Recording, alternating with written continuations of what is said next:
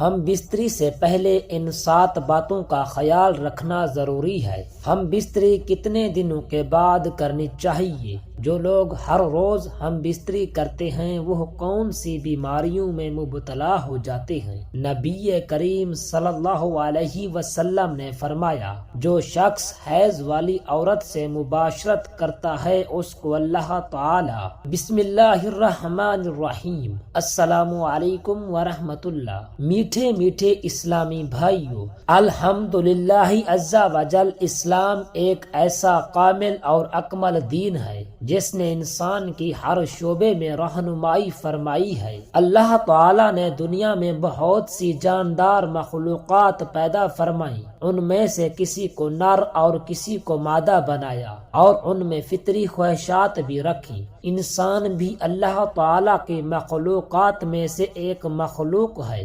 لہذا اسے بھی شہوانی جذبہ دیا گیا، لیکن انسان کو اللہ عز و جل نے چونکہ تمام مخلوقات میں اشرف و اعلیٰ بنایا ہے، اس لیے اسے فطری خواہشات پوری کرنے کا ضابطہ بھی انتہائی اشرف و اعلیٰ عطا فرمایا ہے۔ اگر انسان فطری خواہشات کے معاملے میں اس جائز و حلال ضابطے کی پاسداری کرے گا تو نہ صرف اپنی امتیازی شان برقرار رکھ سکے گا بلکہ اللہ عز و جل اور رسول کریم رؤوف الرحیم صلی اللہ علیہ وسلم کی بارگاہ میں سرخرو بھی ہوگا۔ محترم ناظرین، ہم بستری کا وہ عمل جو بعد نکاح کے عمل میں آئے وہ مباشرت ہوا، اور اگر یہی عمل قبل از نکاح عمل میں آئے تو زنا ہوا۔ مباشرت کا فطری مدعا اولاد کی طلب ہوتا ہے تاکہ سلسلہ حیات آدم قائم رہے۔ ہم بستری کا عمل صرف زیر ناف دخول کا نام نہیں ہے بلکہ فریقین کی مکمل جسمانی صحبت اخلاقی حدود میں رہتے ہوئے کا نام ہے۔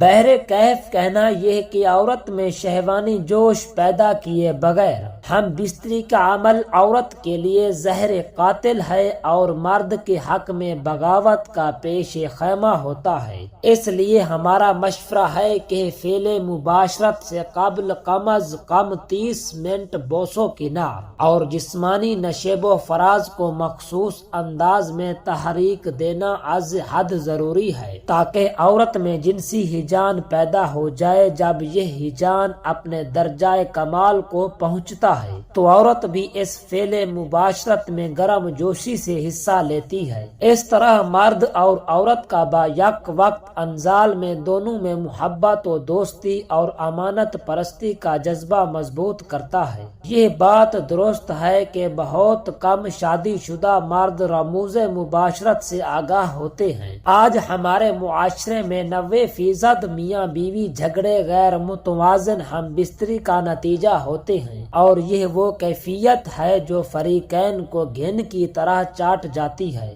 بظاہر گھریلو جھگڑے جہالت ہٹ دھرمی کا نتیجہ نظر آتے ہیں، لیکن پس اینا غیر متوازن مباشرت کا زہر ان کی خوشیوں کو چاٹ جاتا ہے۔ مگر ایسے نزاعی معاملات میں مایوس ہو کر خود زندہ درگو نہیں کر لینا چاہیے بلکہ کسی بزرگ یا مستند معالج سے رجوع کرنا چاہیے جو اپنے تجربے اور اوراق کی بنا پر ان کا حل پیش کر سکتے ہیں۔ غیر متوازن مباشرت کا وقوع اکثر مباشرت کے فطری اصولوں سے ناواقفیت کی بنا پر ہوتا ہے۔ عورت کا شہوانی جوش مرد کے مقابلے میں دیر سے ابھرتا ہے، اس لیے وہ مرد سے زیادہ دیر کے بعد منزل ہوتی ہے۔ مرد جب عورت کو برہنہ اور قریب پاتا ہے تو اس کے اعضائے تناسل میں فوراً برانگیختی پیدا ہو جاتی ہے، اور اس جوش سے مجبور ہو کر مرد فوراً عمل مباشرت کی طرف رجوع کرتا ہے، جبکہ عورت میں ابھی تحریک پیدا نہیں ہوئی، اور مرد منزل ہو کر اپنا جوش ٹھنڈا کر لیتا ہے، اور عورت جو تحریک پا رہی ہوتی ہے اس نامکمل سفر کی وجہ سے شدید صنف اور جذباتی تشنگی کا شکار ہو جاتی ہے، جس کی وجہ سے عورت کے دل میں نفرت پیدا ہو جاتی ہے، اور اس کے رد عمل میں رحم کے سکڑاؤ کی وجہ سے بانجھ پن اور کئی نفسیاتی اور معاشرتی مسائل پیدا ہو جاتے ہیں۔ مضبوط کردار کی عورت اس تشنگی کے بعد مختلف پوشیدہ امراض کا شکار ہو جاتی ہے، اور کمزور کردار کی خواہش حیوانی جبلت سے مجبور ہو کر نامکمل تسکین کو مکمل کرنے کے لیے معاشرتی کرپشن کا متحرک حصہ بن جاتی ہے۔ محترم ناظرین، ہم بستری سے قبل ان 7 باتوں کا خیال رکھنا ضروری ہے۔ نمبر 1، ہم بستری اس وقت کرنی چاہیے جب کھانا ہضم ہو چکا ہو، تاہم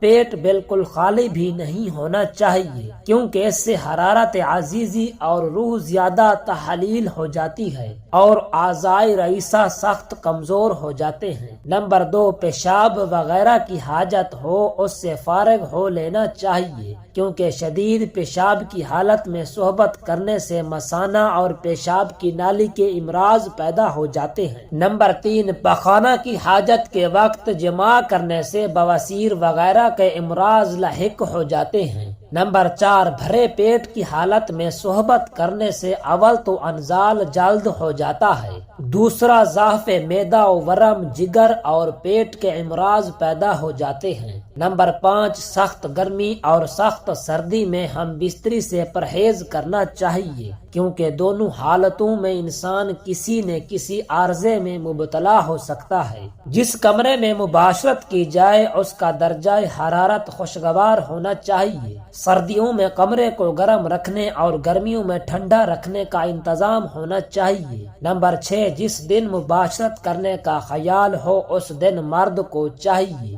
کہ وہ طاقتور غذائیں، گوشت، انڈا، دودھ وغیرہ استعمال کرے۔